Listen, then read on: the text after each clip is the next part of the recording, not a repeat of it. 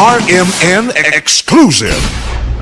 So ang ginawa natin, ano to, no, babae na ano yan, na gender, no? Yes po. Ang ginawa natin para masiguradong iisang tao lang yon, pinagdugtong natin yung buto. Kasi Yes po. kung yung mga laman, may mga na-missing laman na yun dun sa lower extremities.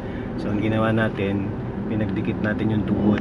And nag-articulate naman, sakto. Ibig sabihin nun, yung huling nakuhang katawan, which is yung gitna, Yes po. is, tsaka yung nauna, is isang tao lang. Ano yung mga nakita natin na possibilities, Doc, na bakit siya namatay? Ang most obvious doon, yung tama sa ulo, no? So nagkaroon ng matinding head trauma. Okay. Although wala tayong nakitang fracture doon, pero nag-cause siya ng internal bleeding doon sa utak. So aside from that,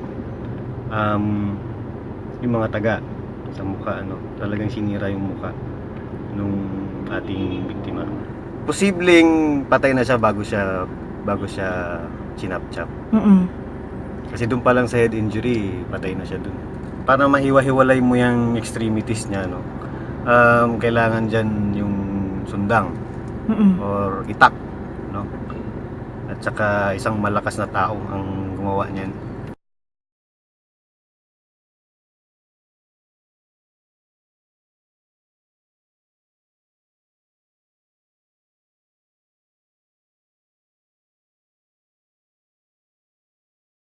RMN exclusive.